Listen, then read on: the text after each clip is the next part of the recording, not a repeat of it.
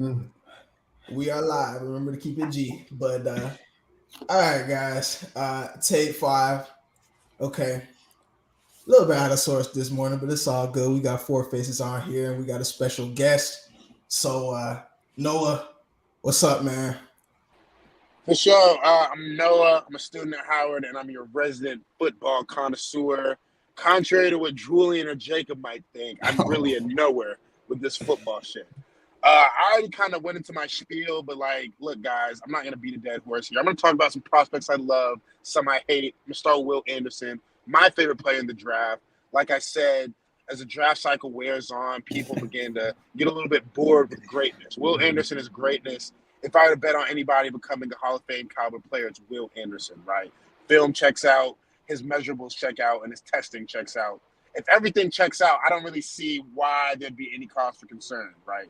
I don't know. I understand that there's going to be a run on quarterbacks. Obviously, you need a quarterback to have a great team in this league, but I don't really see him. He's not going to fall past 5 for sure. I like him in number 2 to Houston. Okay, I understand Houston might want a quarterback. I don't hate going with Davis Mills another year and going quarterback in next year's draft. Okay, I don't really like evaluating prospects a year in advance, but I'd be comfortable if I'm Houston taking a edge rusher, a generational prospect, and then going quarterback next year if they think that's still necessary. So I love Will Anderson. Another prospect I like is Peter. I don't know how to pronounce his last name. All right, Skoronsky. All right, he's Russian or something. I love Russian football players. Okay, especially on the trenches. Right. If I'm building a team, I want my linemen to be white. My offensive linemen to be white. I'm sorry, I love him. Right. Uh, Plays at Northwestern. Rather played at Northwestern. Okay, he's being kind of projected as either a tackle or a guard. There's some concerns about his arm length and just his size in general to play tackle. But guys, that doesn't really faze me. Okay, Rashawn Slater had the same doubts coming into the league. Also a Northwestern football alum. Look, he's already an all-pro player 2-3 years in the league. So I feel like if you can play, you can play. Don't completely ignore it. But worst case scenario, you draft him, he doesn't pan out at tackle, he'll be a Pro Bowl caliber guard. All right, I'm loving him. Okay. Another player I like, Christian Gonzalez, cornerback from University of Oregon. I like him to the Falcons. All right, I'm a Falcons fan. I'd love to see him Let's in see. Atlanta. I'd Oh. love to see him in Atlanta. I think that we need to build the secondary a little bit more, right, guys?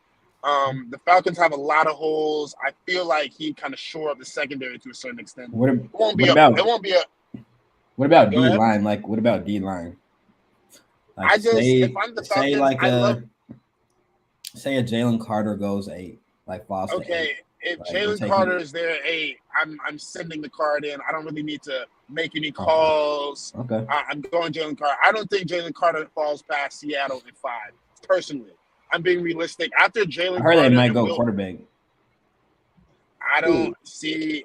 The I'm not in Seahawks, the even though they business. just paid Gino. No, I'm they not. won't. I'm not in the business of That's what I've predicting what heard. teams are gonna do, but if Seattle goes quarterback, I think they'll be making a mistake. I understand Geno Smith is a little bit older, but you just paid him, and I feel like in order to maximize this window, you got to get an impact player. So I don't think they're gonna pass on Jalen Carter. Obviously, there's some character concerns.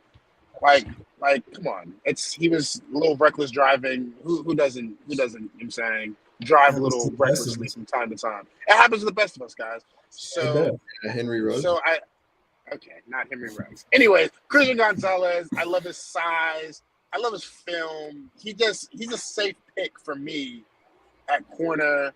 There's a lot of people that I know want to see them on their team. Yeah, Witherspoon's another one that I love. I like the corners at the top end of the draft. I'm gonna get to some corners I don't like a little bit later, though. Might be some surprises there. Another prospect I love, Michael Mayer, tight end, Notre Dame. Right, he's a ball player. Love There's Michael. as He a is. He I is. just I just like ball players. Like film is the most important thing to me. Like sure, testing is good and all, but film is what the basis of what football is. Like you're not going out there to run a 40 in some spandex on Sundays. You gotta strap it up and play football. Michael Mayer's a football player, right? There's some concerns about his athleticism. I'm not concerned. A lot of people are saying, well, he doesn't have the same athletic numbers as a Travis Kelce. He's not the same separator as a Kelce or Kittle. Who is, right? Those are two of the best tight ends to ever play the game. I feel like we need to stop comparing these players to the top players at their position and start like being a little bit more realistic with our expectations, guys. Like it's So okay that you're not where do you think he's gonna fall? Like what round? Mayer, I don't see him leaving the first round. I'm hearing that Dallas might go tight end. I think they have like the 26th pick. I'm hearing Dallas might go tight end. Yeah. I wouldn't hate that. I feel like Dallas is kind of like they just need to continue to add offensive firepower. Obviously, they lost Zeke. I believe they lost Schultz as well, if I'm not mistaken. So I'd go tight end if I were them. I wouldn't hate that pick if I were them. There's a lot of good tight ends in this draft, and I feel like tight end's a position where you can afford to wait to the later rounds. But if you get a prospect that you love, there's no shame in going and grabbing him. And the last prospect I'm going to talk about that I love is Deonte Banks, right? His film, pretty solid, but I have kind of fallen in love with his athletic testing numbers, guys. I don't have his raw athletic score off the top of my head, but it's one of the best we've ever seen, okay? He's a freak. Blazing speed, his jumps were out of this world, shuttles, all great. He's got very great hips, right? There's really nothing to be concerned with him. Because he's going to be able to run with anybody in the league. He's got the bend required to be an elite cornerback, change of direction, all of that. He moves me, okay? So I love Deonte Banks, cornerback from University. He did test crazy. Great testing numbers. Super crazy. Yeah. Super crazy, right? The quarterback scores that were released, the cognition thing.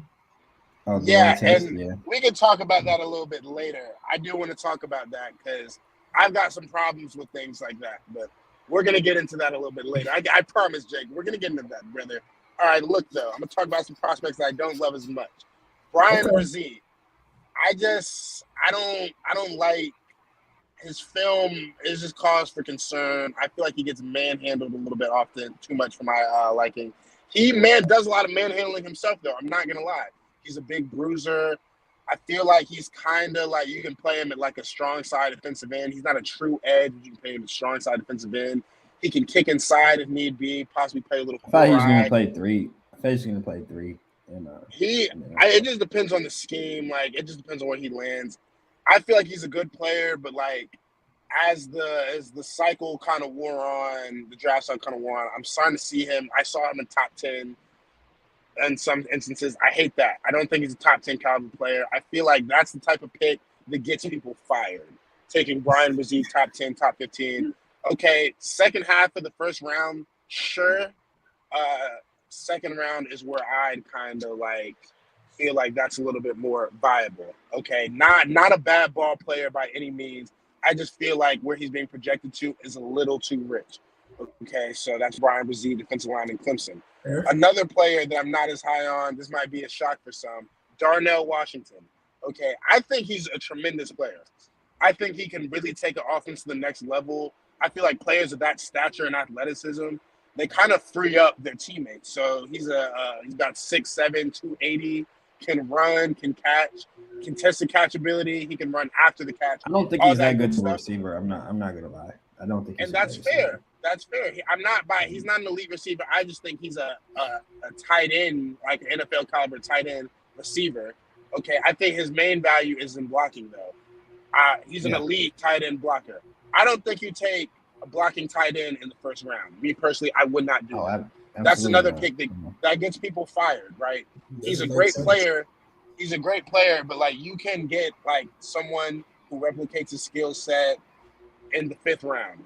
They're not going to be as good. They're not going to be as gifted, as talented, but you can get that in the fifth round, or you get in free agency for $2 million a year. You don't want to pay a tight end first round draft pick money, and he's only giving you limited receiving production, right? I don't hate him as a prospect. I just don't like what he's being mocked to, right? So Washington. He should not. He's not a fluid player. Like he doesn't that's look where you're fluid starting when to he's lose me. running. Like he's not That's like he's cool. huge and he's athletic, but like he doesn't move that well. Like or he moves well, but like not like Yeah, fluidly, like not like a receiver. Like I but don't think that's the thing. Like he's not like a true receiving tight end. So like I'm not really yeah looking for he's that. not. But you make a good point. I just wouldn't like that in the first round. All right. So next prospect that I don't really like. I understand the thought process, but Quentin Johnston, wide receiver from TCU, and Like again another big guy, good prospect. I don't think that he should big be and the first athletic. wide receiver off the board. Big and athletic. I don't like the way he catches. I I don't feel really like the see receiver like class is also interesting because I don't know if anyone's a for sure like great. Like we've seen in the past classes, like a bunch of for sure, like not for sure greats, but like lots. I they're not, but gonna like come in you and feel more produce. comfortable. Sure, Yeah, and that's true. this class, I I don't do know. think if I were willing to bet, I'd say Jackson Smith and Jago becomes a wide receiver one after not too long. I He's don't a know. good I player. just He's, feel he's like good. the great player. I just feel like, and really, this isn't even about Quentin Johnston. It's the whole wide receiver class in general. I just feel like, except for Njigba, I don't see it with Johnston, Jordan Addison, a couple other Oh, players. I Who are forgot better? about Jordan. I forgot about Jordan Addison. I like Jordan Addison. Jordan Addison had great 2021 tape. I just am a little weary of players who kind of like fall off for the junior year. It happens. It happens all the time. But these guys, I'm not too high on. I just feel like they could have shown more on tape to make me comfortable about a first round evaluation. All right. And yeah, Jordan Addison was also on my not so high on list. The last player I'm going to talk about that I'm not so high on is Paris Johnson. He's got great film. I agree. He's got super high highs on film, but he's got some pretty low lows on film. He gets beat often, and it happens. It's football. You lose reps. However, if I'm going to look at taking a player, especially at his position, left tackle, I'm going to look at taking a left tackle, top 10, 15 picks. I want to be a little bit more sold on their film. He was did getting more than beat just lose by reps. Like he was losing games. yeah, he was getting almost, like, spanked sometimes. I won't say he lost games. I can't say that, but he was losing not reps. solely, but like he was losing the battle in the game. Like He was that losing the battle that against Michigan Georgia. game He was last year getting was just a very Michigan. clear. Like He just it is overwhelmed by elite talent sometimes. I think he does beat up on lesser talent, but like that's not what the NFL is about, right? Anybody can bully a A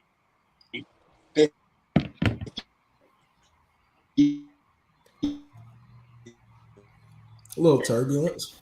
Yeah. A blue chip product. I want to see a little Oh, better. RoboCop. You sound like a Yeah, robot right it's now. okay. I can robot. Yeah.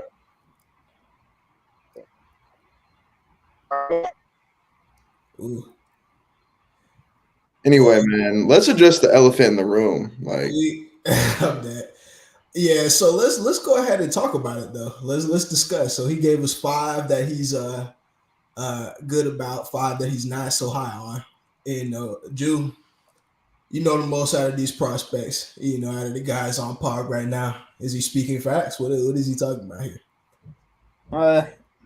He has some pretty good takes, I would say. Not any terrible takes. Or I disagree with the Jordan Addison take. I wouldn't say that he necessarily fell off last year. I think he just went into a different scheme. Like he went to go play with USC, Lincoln Riley, Caleb, and you would say like maybe he should shine more than he did at Pitt, but not necessarily. Like that Pitt offense was wild, super prolific actually. So Right. I think his production went down naturally after winning the Biletnikoff as a junior. It's hard to replicate that, or as a sophomore, excuse me. It's hard to replicate that as a junior. So that's the only one I would say like I really disagree with. I think he'll actually be a good player.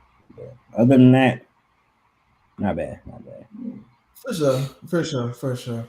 I wish we could have had Noah on just a little bit more, just so we could, powwow, dissect that just a little bit. But here we are, man. That Take 5 pod. Let's see if we can get Noah back in here real quick.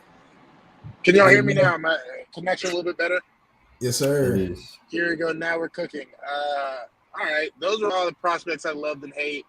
I'm not going to take up too much more of your time. I'm going to talk about some storylines I'm looking forward to following during this draft cycle. Okay, starting with the Arizona Cardinals. I believe they have the third pick this year, guys, and they've got their franchise quarterback, or at least I think so. I'm hearing a lot of and just in the media, this isn't I obviously don't have sources. You just hear in the media a lot of complaints about Kyler Murray, his work ethic, things of that nature. So what? I wouldn't trade him personally. I feel like you already paid him that money. He's your franchise quarterback. It is what it is.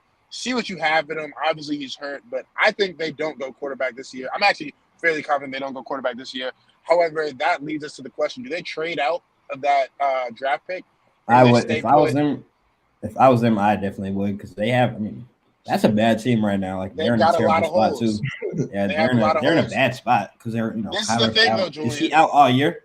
No, he's out at least the first half of the year. Half the year, and probably. Yeah, I'm not gonna lie; it wouldn't really surprise me if he sits the whole year, though. But Julian, you make a good point. They've got a lot of holes. Their roster is looking a little shaky. This is the thing that people fail to realize when they say, "Oh, just trade the picks." Do you trust yourself enough as a talent evaluator to trade back from say 3 to I don't know who would trade up? There's a couple teams that might be interested in trading for a quarterback. Minnesota. Washington. There's a couple teams just depending. Are you confident enough in your evaluation for this year's draft class? You're willing to trade from 3 to maybe the teens, and then now you're looking from drafting a Will Anderson or a Jalen Carter, somebody who you're fairly confident is going to produce early and often, to kind of in a muddier range to now I've got to hit on a prospect. I've got to really trust my evaluation and break down whether or not I think this guy's going to pan out. That's what you're looking at, and I mean that is a dilemma. But I guess it's it's all about confidence. I would say so. It is all about confidence, and I'm not sure if I'm them. I want to trade back too far. Me personally, I'm really confident in my in my abilities as an evaluator. I'm not in the NFL. I don't work for the NFL, so it's not about me. But I also often in the camp of trade back. Accumulate as many picks as possible. We see how often that works, especially when you can get another first-round pick the following year. I'm a big fan of that. So then next year, if there's a player you love at the top of the draft, or maybe you're not so sold on Kyler Murray, you can use those 2 first-round picks you have. You can go get your guy, right? But if I'm them, I would just take Will Anderson. He's going to be your edge for the next 10 to 12 years if everything goes according to plan. Obviously, you can't hate on them taking a top 3, top 4 guy. You can't hate that at all. But I'm just looking at the picture of the top. It's pretty funny. You can't hate on that, not at all, honestly. But I would say, I don't know. If I was him, I would try to move back because it looks like that roster is blowing up. Buda Baker's out. I think DeAndre Hopkins is going to be out. He's just going to slide to the Ravens. I don't think the Ravens are going to do that, but. They would have to give up a lot, actually. No, they not for Hopkins. Not now. I don't think he's old and they would still have to give up a lot. I don't think they'll give up more than a third rounder. Second rounder. For D-Hop, they give up more than a third rounder. I don't know. He's an older player. He's due a lot of money, and I don't know. I would say that a conditional third is what I would say is most fair. And he plays a certain amount of snaps, gets a certain amount of yards and touchdowns. A conditional third that could turn into a second is what I think his market is.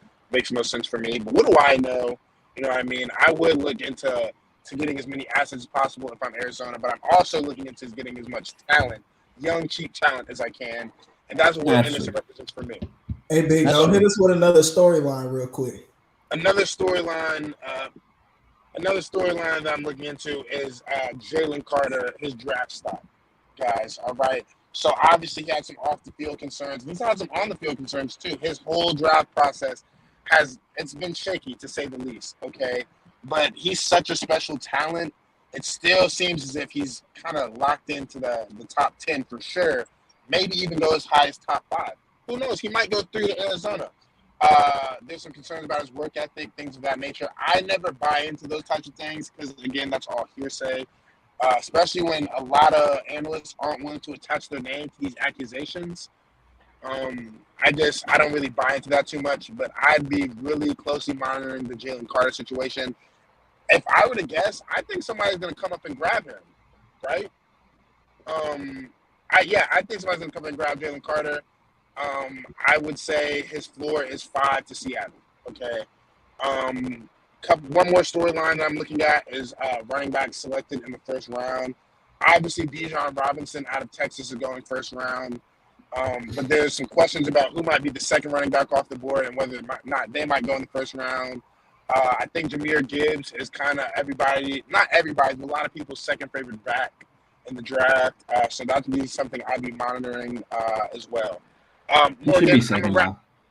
You think so, Jahmyr Gibbs?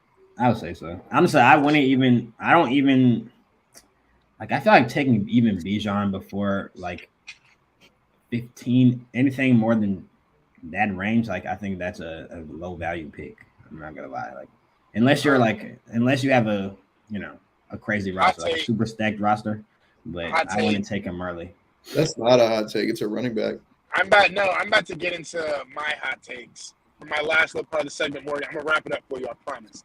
Look, one hot take I have is that I think Bijan Robinson is a great pick no matter where he goes. I'm not gonna lie. If the Falcons grab him, get Bijan, that's I don't hate that. Look, this is your thing though. You gotta hear me out. Think about who the Falcons have though. We have Tyler Algier. We just drafted Tyler Algier as a rookie. Right? He went for 1,000 yards, and we ran for top 3 yards in the NFL or top 5 last year. And we have Cordero Patterson, who's on I think he's on the last year of his deal. Why would we spend another pick on a running back? This is especially. I think Bijan Robinson comes into the league and he's automatically a top 5 back. He's special. Are you crazy? I mean, look. So wait. Let's just talk about the last. Dude, think about the running backs who came out in the last few years. Is Bijan any better than them? No. But is he better than them? He's not. As a prospect, Bijan Robinson is the best prospect we've had in a long time. That's crazy. It's been some years since we've had a running back. How many years? Put a number on it. I mean, I think he's definitely in that Saquon Barkley No, he's not. He's not as good as Saquon. Gosh, he's not as good as Christian McCaffrey. Christian McCaffrey wasn't that. He wasn't that great. He was a great prospect, but nobody's expecting Christian McCaffrey. Saquon Barkley though. I would say in that Saquon Barkley, Ezekiel Elliott realm of running back. I'm kind of in the camp of don't take running backs too high because there's value to be found in the middle of the draft. However, I'm a big fan of his. I wouldn't hate it. I feel like we have a lot of other areas to address as a Falcons fan, at least. I wouldn't hate that. A couple more hot takes, Morgan. I'm gonna wrap it up. I think that I haven't talked a lot about quarterbacks. My last 2 hot takes have to do with quarterbacks. I'd say if I were to guess, I think that Houston doesn't go quarterback. I think they're gonna go Will Anderson. Hold on, no. Replug your mic real quick. Replug your mic if it's a plug. Can you hear me? Yeah, it just sounds terrible. It's static. It's not even. It's just static. That's what I was saying. Just plug it. Yeah. Can you? I have AirPods. Are we good, or should I take the AirPods out?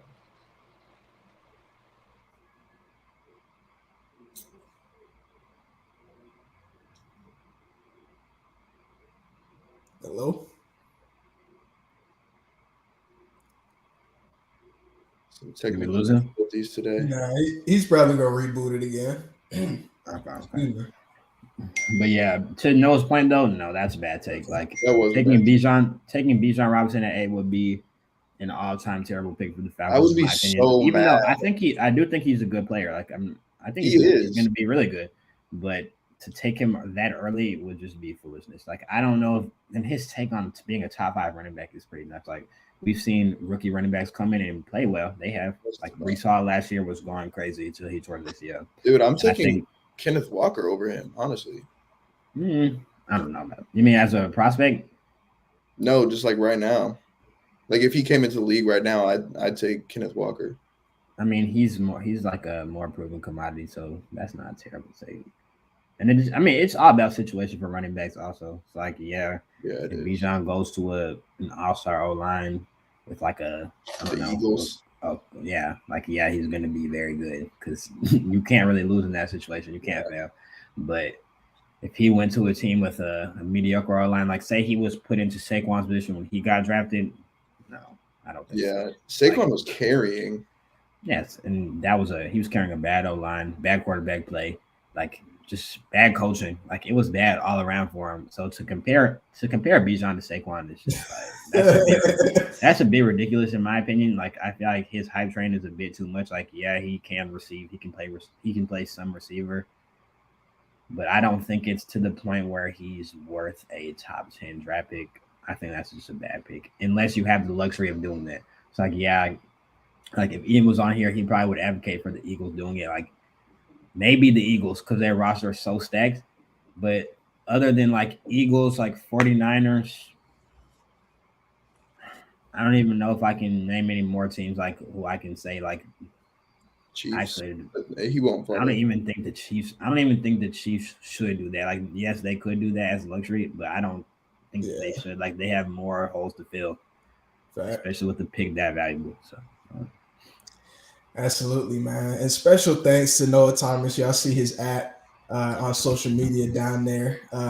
Special thanks to him for guesting on our show at Take 5 Pod everywhere. A little bit under the weather, so my throat's a bit scratchy, but we gonna power through this thing, man.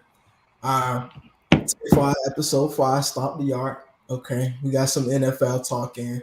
Now I'm gonna definitely come in and talk a lot about this NBA basketball that we've had. The playoffs have been crazy, to say the least. They've been riddled with injury,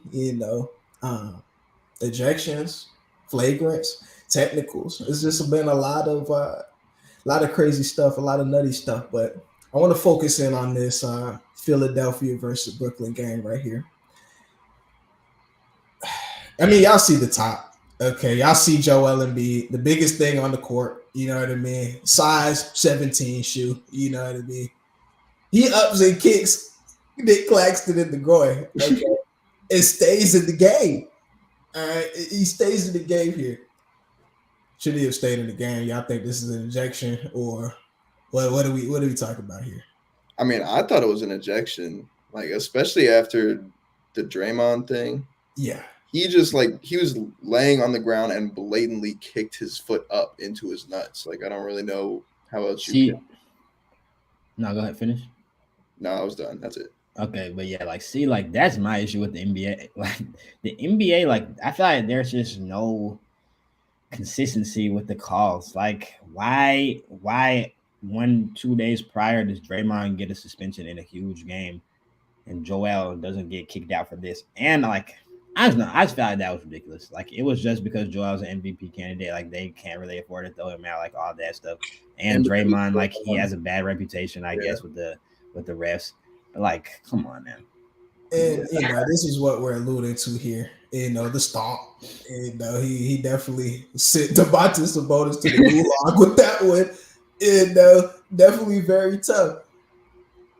With the NBA, Joe Dumars and all of those guys that came out and said, with Draymond's particular situation, they also looked at the history of, Draymond Green.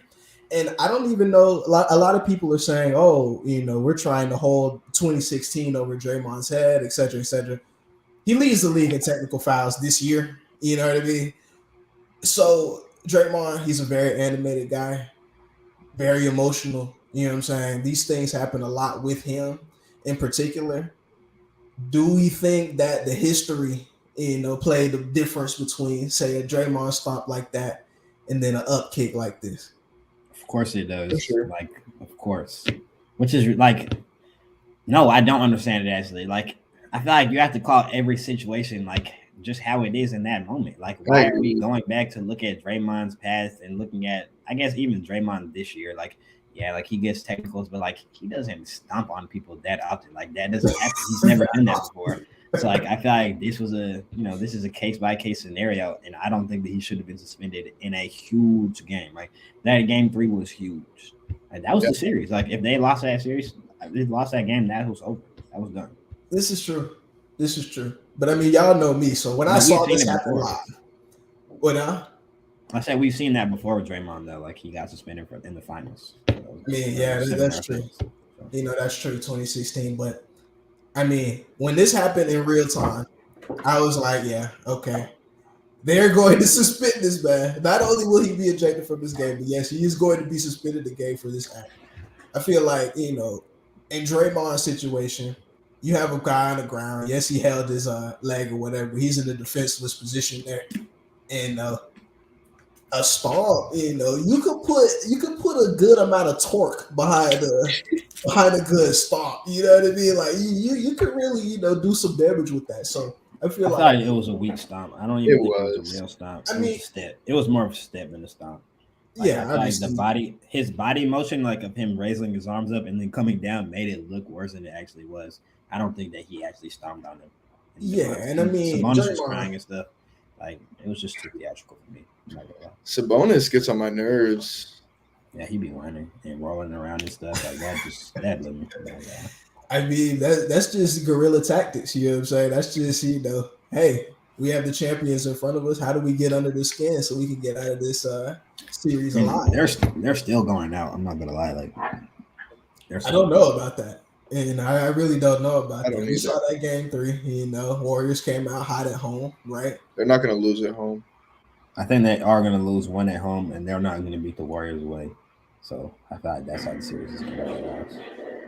We got to see about that one, man. We got to see about that one. But there's a third wrinkle to this entire ejection, technical suspension debacle that we have here. So I'm going to go back to this picture again so y'all can see at the bottom there. You got James Harden. All right. So James Harden, triple threat position, tries to blow by Royce O'Neal. Uses the off arm to, create a little bit of space, but it caught him in the lower midsection, But he's actually ejected from the game for this act. Okay. Now, we talked about how, the history may have played a difference between Draymond and Joel. What history does James Harden even have? He might have the cleanest history out of the 3 guys mentioned, right? So people are calling it a makeup call. What was y'all reaction to this, man? Before I get into mine, like I don't see that.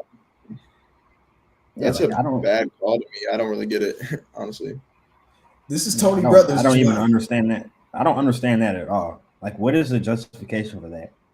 Yeah. Like, what? That's a basketball play. Like, that's absolutely a basketball play. Regardless if he hit him in the nuts or not. Like, he was pushing off for basketball purposes. Like, he was trying to separate. It's like, I just don't get it at all. He does that all the time, so. That's the interesting part about this. This was the only actual basketball play that, is in between these 3.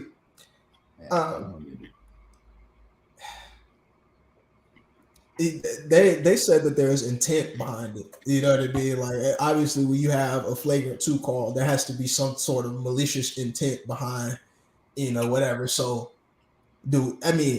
James could have been saying some things down there. He could have. They could have got chippy. I don't really know, but I think he did catch him though. I think it's at least an offensive foul. It's at least an offensive. That's fine. Yeah, give him the ball. We're not talking about that. Like, if they just call it offensive foul, we're not talking about that right now. We're talking about this right now. It's very true. It's very true.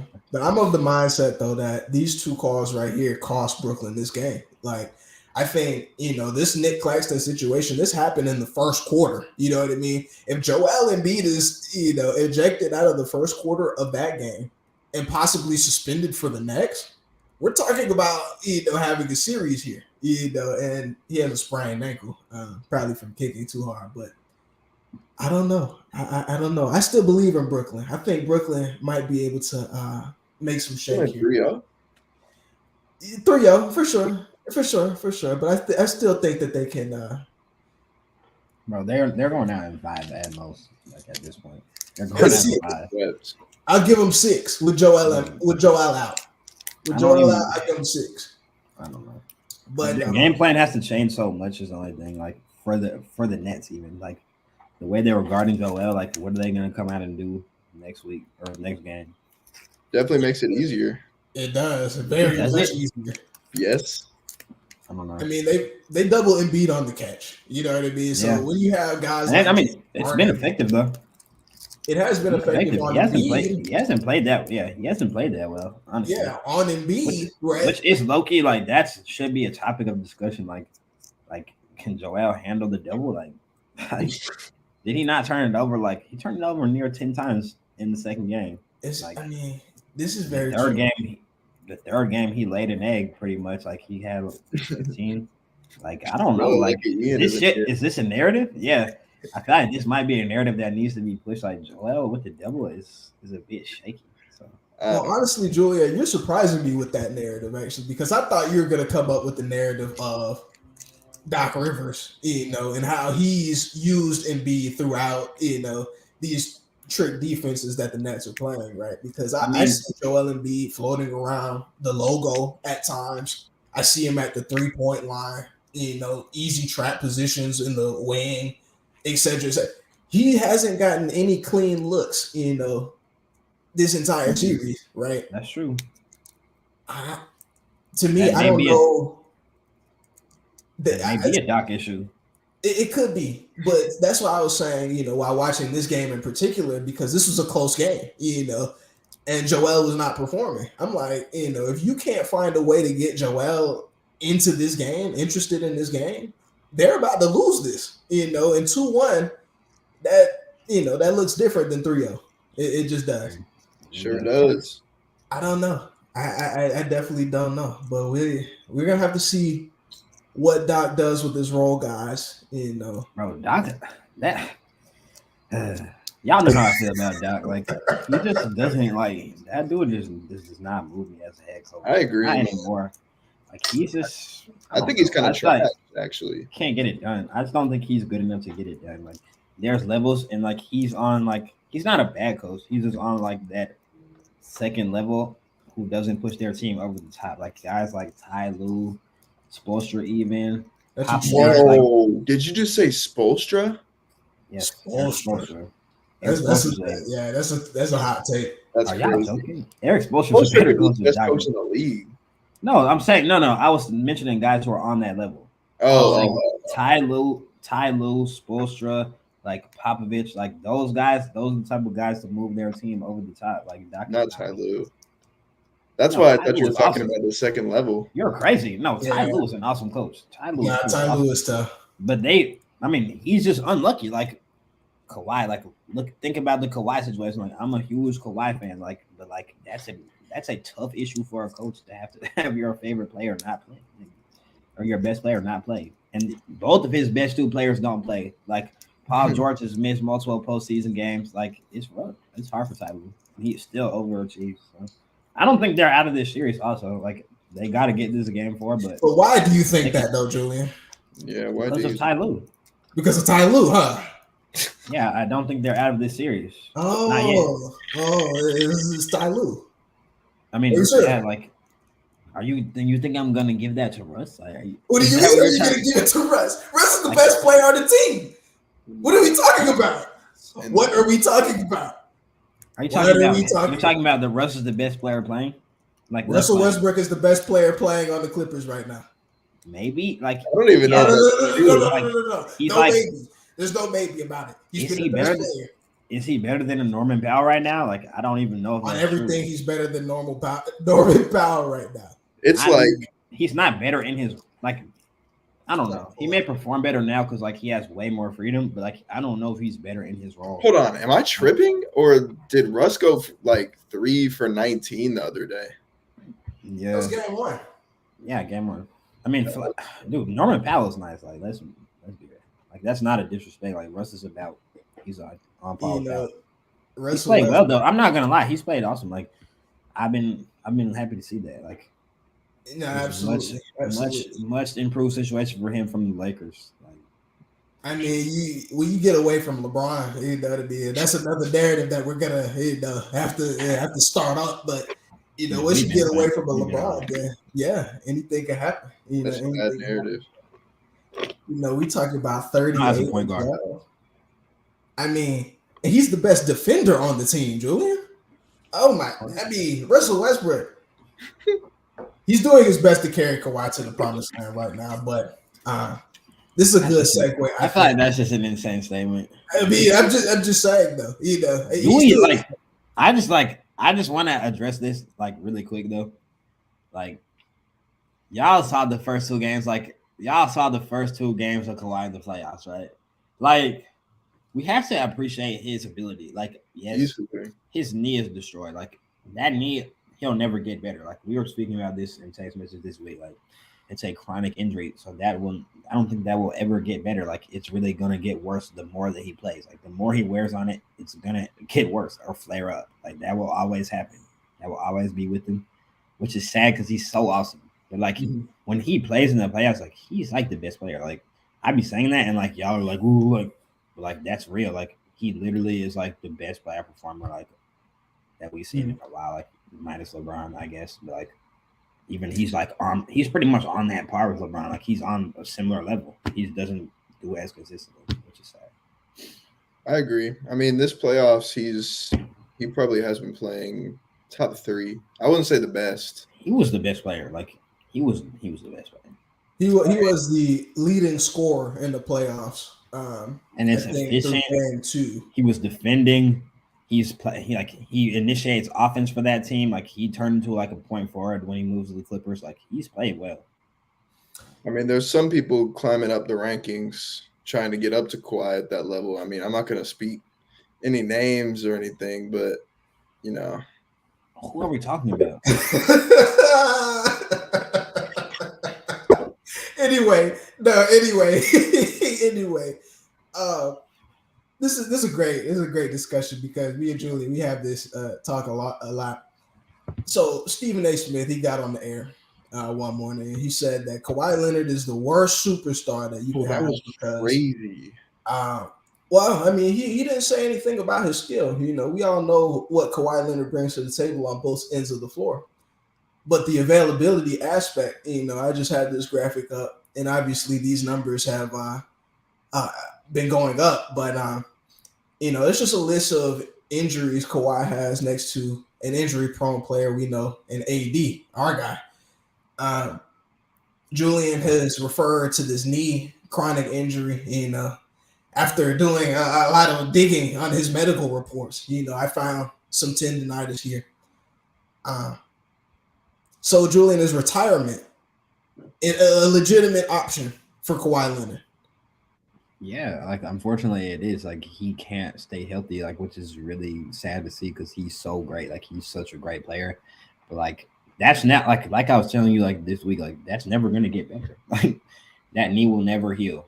It's gonna get worse the more he plays basketball. Like, that's why, like, when we were talking about the load management, like, this is why he load manages. Like, the more that he plays on it, like, it's more likely to flare up. And like, it's not like a regular injury, like where you would think like, oh, like, yeah, it's good for you to keep it in motion. Like, no, that's not it. Like, the more that he wears on his leg, like, the worse his injury gets. Right. You mentioned load management. Ty Lue has a quote out there that says, you know, after Kawhi performing in game 1, he said, this is what we've been saving him up for, right? This is what we've been saving him up for. I'm a Clippers. Picture me as a Clippers fan, okay? You go throughout the entire season. You know, if I want to go see my favorite players play, they're probably not playing because of load management. But you know what? I've stomached that for the past 3 years, so I just want these guys to finally put together a postseason run. Paul George goes down. Unfortunate, you know, it happens, but we still have that man, right? We still have Kawhi Leonard, and now he goes down too. What the narrative around this load management thing, guys? You know what I mean? That it's helping these players when it comes postseason time. Kawhi is hurt. AD was almost hurt. Ja's hurt. Embiid is hurt. Giannis is hurt. They weren't low managing. Really all those guys are not load managing though. What'd you say? All of those guys are not load managing. A lot of them did. Giannis did, really, for sure. Nearly, like at the end of the year, like but like Giannis also plays a lot and very hard. So for sure, I wouldn't consider him a load manager. Like, he sat out when they won. Like when the season was over. Yeah. No, I mean Kawhi is the load manager. He is the load Yeah, CEO. We get that much. like Ja, like I wouldn't say Ja, Giannis. Who else did you say? Or Joel? Not really, even Joel. Like he Joel got hurt in the middle of the season. Joel played it out though. He played the season out because he was trying to chasing win the that MVP. MVP, yeah. Yeah, And like I but I wouldn't mean say it's that, still and this I don't narrative think shit. that it. I don't know. I Load don't know if management. that's a good narrative. I don't know if that's a good narrative. I'm not gonna lie to you. But Drew, my only point with this is the fact that you could get hurt any day. You know what I mean? Like you could get hurt at any possible time. So why would I, as a franchise, sit my star player in possibly waste games, possibly stock up some L's that I didn't need, to come to the end of the year. Now we have to play the Suns. I'm thinking we have our players, so we're fine, right? But we don't.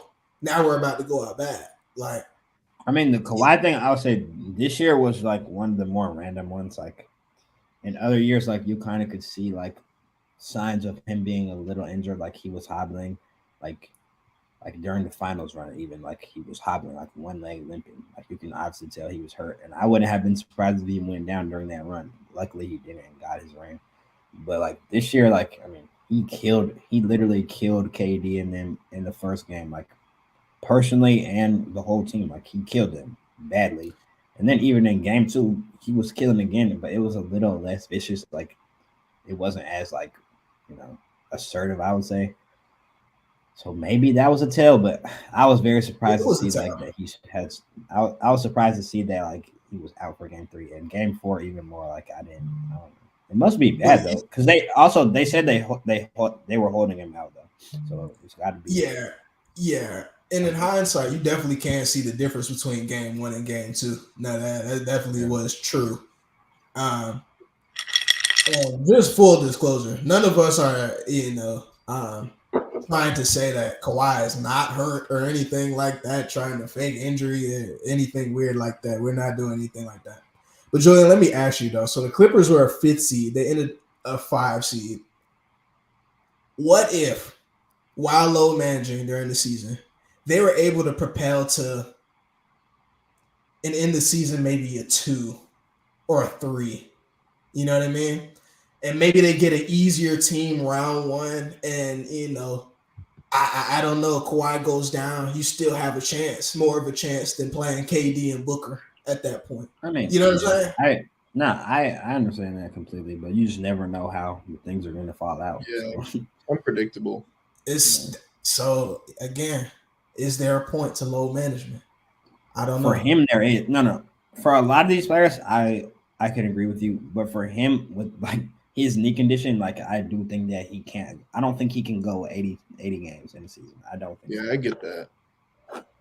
Then Like can you I be truly now you got to don't play believe that. what is it 60 65 games to be eligible for postseason I awards? don't. I don't care. I don't think that he cares if he's eligible for postseason awards. He Like probably that, doesn't. nothing will change. Nothing will change. Like for him personally, like he's not gonna start playing more games. Like I don't believe that. Okay, but does that Like pocket? there's a, and also in my opinion, there's also a difference between guys like Kawhi and Anthony Davis. Like I used to be a very big Anthony Davis advocate. Like when during Anthony Davis's bubble season, like not even in the bubble, but like prior that season, he was so vicious and dominant. Like I love to watch people play basketball like that. Like yes, great skill, but he was imposing his will on the opponent. Like he was dominating games. Now, Facts. even when AD has a good game, like yes, he does have dominant games defensively, but even when AD has good offensive games, it's just not a dominant. Like it's not the same. It doesn't. It's just not the same anymore, and it pisses me off. Also, to see him just he be flailing and flopping and falling on the ground at every touch and scratch, like it makes me. It actually makes me so angry. Like Joel. Like it's worse than Joel. Like he be whining. Like Nah, he's actually a nah, baby. It can't be worse than Joel. can't be worse No, than Joe. Joel flops more, but AD falls too much for me. Like AD be on the ground. Like he's a grown man. He's 6'11" and 250 pounds. Why are you falling on the ground? Like I just want to I slap him mean, sometimes. I'm not gonna lie. Like you better perform today. That's all I know about it. But hey, man, let's take a quick five real quick. I just want to talk a little bit about this. So we see this this whole AI music thing coming into place now. We've all heard the Drake AIs. We've heard but they have Travis Scott. I've heard Ariana Grande. They had Kanye West singing WAP on TikTok. You know what I mean? This thing is getting out of hand. This thing is getting out of hand. What's your reaction to this? I absolutely hate this stuff. Like, I think it's really has the chance to completely destroy the music industry. And like, I really hope that artists start suing the people that make these songs for using their likeness. And I hope they figure out something to find a way to sue these people, because this is messed up. To me, it's weird. But Jacob, it's not even like these people are some sort of masterminds. They're you and me. They're you and me in the closet with a bedroom sheet, with a bed sheet around their head, and they can just AI it up like easy. I'm not gonna lie, it was wild. Like I saw a video, I saw a video of Kanye at like Rolling Loud, like in the band, and he was performing an Ice Spice song.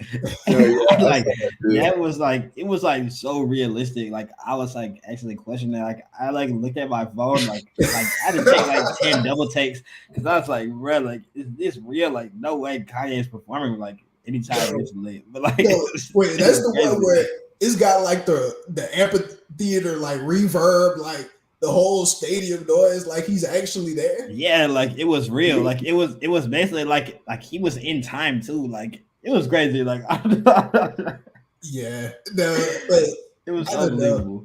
To me, it gets worse than the music industry. But I think it's like, okay, if I could just take anybody's voice, make them say whatever, you know what I mean? That's scary. Like I've heard Joe Biden, talking about some passionate from miles away, you know what I'm saying? Like I've heard Joe Biden on passion fruit. So what's to say, I don't even know. Like you impersonate somebody's voice, you just call the bank, you know what I mean? Oh, I forgot my, whatever. Like there's so many ways to do fraud with this. I feel like it's just, but I don't know how they get a lasso on it. I don't know how they sue everybody for this one. Yeah, I mean, the Congress is going to have to make some kind of new laws, like restricting this stuff. Because I was just talking to my roommate about this the other day, and I was telling him, I think we got like 50 years of humanity left. If we're going down this path, like, no way we can get past 50 more years. 50 is crazy. I say 35. I give it 35. Yeah. Damn near 20. Like, yeah. I don't know. You think robots are going to take over? They could do it easily. Yeah, they could. They're smart. Like, they be doing I don't know. But a more wholesome thing, though, that, like, okay, rap artists, music artists, whatever. I could just one take something. You know what I'm saying? I could just, one take it, and then I could just let the computer, splice it up, do whatever it want to do, and I could just drop that faster than, I guess they would have with the process. The possibilities are endless. Like you can really do whatever you want. It says it's the what if like the super rich were using this like all along? Like what if all Drake's catalogs written by AI? Well, I mean, how do we know that that's not true? Maybe don't know. So. That's what I'm saying. We don't know at all. Hey, man. Yeah, when we get into this, then like, I don't know. Somebody got to look up like when AI. They definitely. I mean, I feel like this has been around for a while. Like we're just getting access to it, and definitely the super elite have had access to it before us.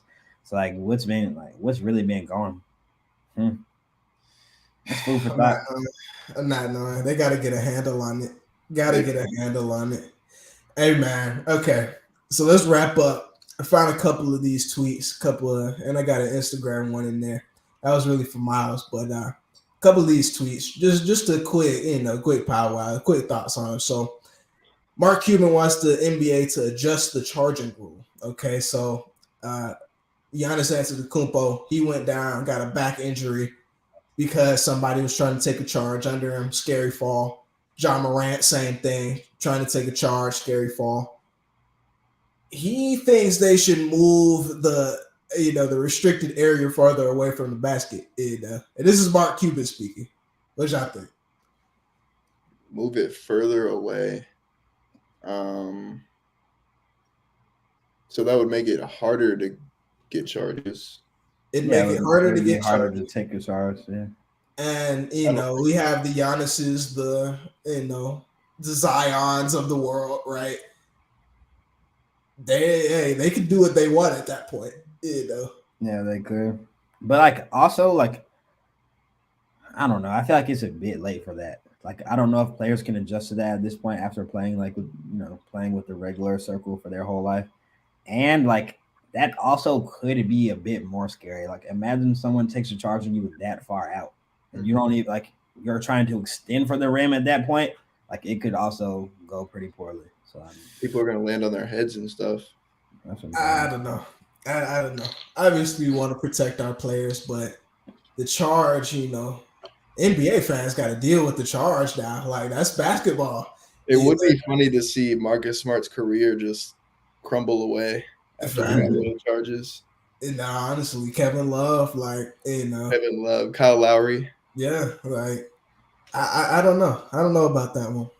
This is another tweet I came across. So James Harden's future is very unclear in Philadelphia. And this is reported by Woj. Okay. Houston is very much in play for him. Fact or fiction? There's no way. Like, why would he leave Philadelphia? Or why would Philly want to get – is he about to be a free agent?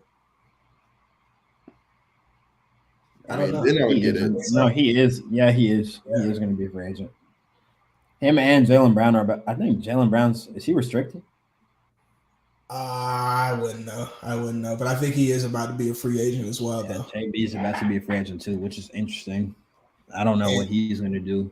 I've heard a lot of rumblings from Boston about him leaving, which is that would be so great. That would be so great. Put a little package of DeAndre Hunter and John Collins together. You know what I'm saying? Oh my God. And ship them out.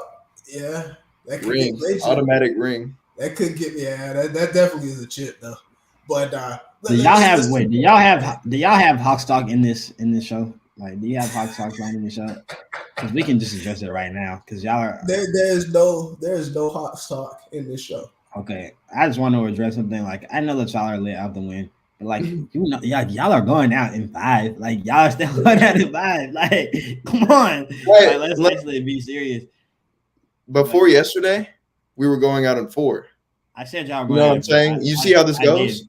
I thought y'all were going out in 4. I'll admit that. I said, but on my original take, I did say I said y'all are going to get swept. I said y'all are going to get swept. In the day, we're going to be going out in 6. Okay. Every NBA analyst said that we go out to the Heat. Actually, yeah, every single one, all 17. Hey, y'all are making no sense, bro. Like, you don't think that the Hawks have a chance in this series is the funny part. Like, you don't actually believe that. When you have a guy like that, there's always a chance. Like, in all seriousness, when you have a guy, he's not a top 2 player in the series. He's not a top 2 player in the series, so it doesn't matter. Who? He's not a what? Trae Young is not a top 2 player in that series. Did you watch? Yes. What? But dude, Trae Young, you think Trae Young is better than Jaylen Brown? Dude, Trae Young is the guy.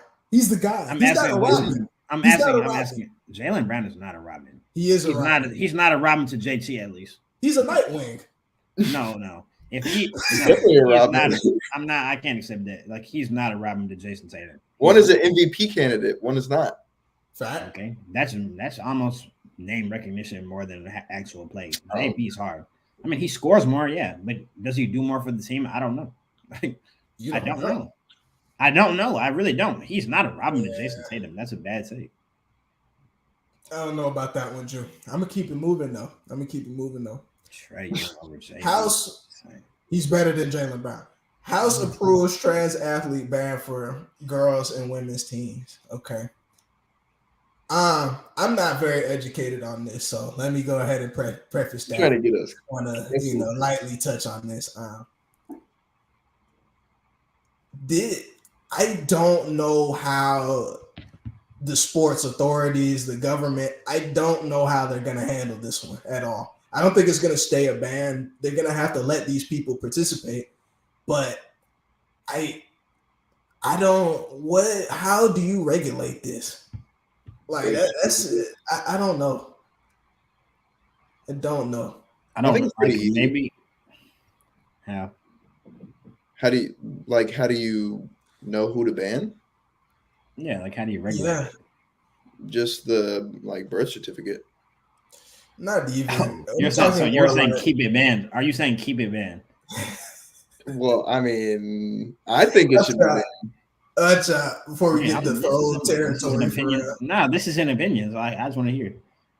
I mean, I just don't think it's fair. Like, Yeah, I don't think it's not. It's. I mean, I've had this argument many times. Like, I remember I used to have it with Seth, and he used to get sensitive about it. But like, I used just to tell think him like, no, sports. that's not fair at all. Like, especially like I remember like the swimming sport, like the girl who was swimming last year. Like, no, that was not yeah. fair. And like, there's actual like, Ledecky? it's not even just. No, not Ledecky. Ledecky is a lady. Nah, who was it? It was a college. It was a college athlete. What's it called? Ledecky is like the GOAT of women swimming. But anyways, That's the only swimmer I know. Yeah, I'm saying that's why. Obviously, this man just threw out Ledecky. But no, it's called. After that happened though, like I was in class and my teacher like brought up a bunch of articles and it was from actual like female athletes and they were also saying like, no, this is not fair. Like we don't think this should be happening. So it's not even about like a male's perspective. Like the girls who are actually playing don't mess with it. So I feel like that's what matters. But I heard that there are ways that you can. There's some type of ways you can regulate the hormones to where there's no advantage there. You know what I mean? I think it depends on how early you go through your transition. Like, I don't know. Like, I'm ignorant to it honestly, but like, I'm pretty sure it's about like the age. Like, if it's post puberty, post puberty, the hormones can be like regulated enough to where like you're not at a super advantage over the other like biological women. So. Yeah, definitely interesting. But last but not least, though, let's go ahead and wrap it up with this. Lake Show, 10 p.m. You know where I'll be. You know where I'll be. Do people fear LeBron James? Like, what? He's not scared. He doesn't look scared to me. Like, he didn't look nervous at all. It's like, do people fear LeBron James? Of course. Of course, people fear LeBron James. People have for decades. Some people do, some don't. I'm not going to say he imposes like fear on all of the league. Like that's not true. I don't think like a lot of guys are not scared of LeBron, but some guys, yeah, they were scared. Like, that Celtics team that he pooped on, he scared the life out of every player on that team. It's a terrible narrative. What? That's a terrible narrative. Are you talking which Celtics team? Are you talking about Paul Pierce? Oh no, you're insane. Yeah, that's a terrible narrative, bro. You didn't scare the Celtics. Like he beat them. There's a difference. Like they also beat him badly. Like they beat him. True. They beat him down for sure. Made him leave Cleveland. Yeah. That actually happened. They definitely had their thumb on top of LeBron in the Eastern Conference for Yeah, it was a little minute. They had their day. Yeah. But I won't accept that. I won't accept that. He didn't scare them. He beat them for the rest of his life. Paul Pierce actually respects LeBron now. Like if you've heard his takes recently, like his probably the last year of his takes, like dare I say, not wow. I mean, and that's LeBron. To me, that's LeBron's career in a nutshell. Like he had to command the respect of a lot of people. You know what I mean? Like he had to command the respect of a lot of people. We all do, but I mean, I had to go into this line of line of barbershop talk, but is Dylan Brooks stepping up to Mike in his face? You know what I'm saying? Talking about you're old, you're washed. Like maybe if it was 10 years ago, you would have been it would have been a better challenge or something like that. Would he go up to the Mamba, and have these same comments, these same words? I mean, dude, he probably would. He may have done that when they were old. But like, I mean, not playing at the level that LeBron's playing at right now, no, he wouldn't. Like, because LeBron is old, but he's still playing at a very high level. Like, obviously, those guys weren't doing that. Yeah, like he averaged 30 points in the season. Yeah. No, I don't think he will go say that to Kobe while Kobe was in his prime. Like, I don't believe that. And notice he doesn't do that to Steph either. Yeah, that's true. And I also think that LeBron's going to kill him, though. Like, I do believe that, too. I mean, yeah. So you think LeBron is I think that he would. Yeah, I do think so. I hope so. That's all I'll say. I hope so. I'm gonna be watching. I'm gonna be tuned in tonight, like expecting that LeBron to come out for real. Like I don't know if he be doing the 0 dark 30 stuff anymore, but like I need that. I need that. Like I need that LeBron to come out and kill tonight, and I also need Anthony Davis to come and kill because that was pitiful. The game to Anthony Davis was pitiful, and like I told y'all, that's a guy. Like I feel like somebody needs to just get in Anthony Davis's face. Like he needs someone to grab him and jack him up by his collar and scream at him. Like I can't even call him what I want to call him on the show. But like, it's disappointing. Jacob, is LeBron James accepting the challenge tonight? I mean, I don't think he's really worried about Dillon Brooks. I think he's going to go out there and keep playing how he plays in the playoffs. I think he's still going to be passing a lot, running the offense. But, I mean, if he wanted to give Dillon Brooks 60, like he could do it. That's without question. Nobody's questioning that. But now it's the playoffs. You know what I mean? It's a playoff situation, right? LeBron, he's our Robin. You know what I mean? To AD's, whatever you wanna call that. Okay. Guys, y'all are setting yourselves up to be so disappointed by LeBron. Like I have so many times in his career where I've wanted LeBron to be that Kobe. You know what I mean? To have that type of mentality, to have that killer in him. That's not LeBron, man. He's gonna come out and try and win this game. That's what he does. Yeah, that's what he does. I wouldn't be surprised at that, but that's not what I want to see. That's all I'm saying. For sure, it's never what we want to see.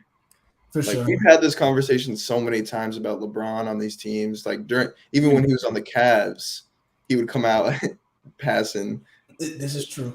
But this is my last question I pose, though. This is my last question I pose about this LeBron situation. This scenario has already happened. Dillon Brooks has talked this talk. I assume he's going to be talking for the entire series unless we're winning, unless LeBron is giving it to him. If we go out in this series, when it's documentary time, right? When we go back, it's documentary time, and we start, comparing greats. We have to do it. Okay, are we going to cite this and say nobody fears LeBron because of this right here? He got in LeBron's face, called him old, and then sent him home. That's why.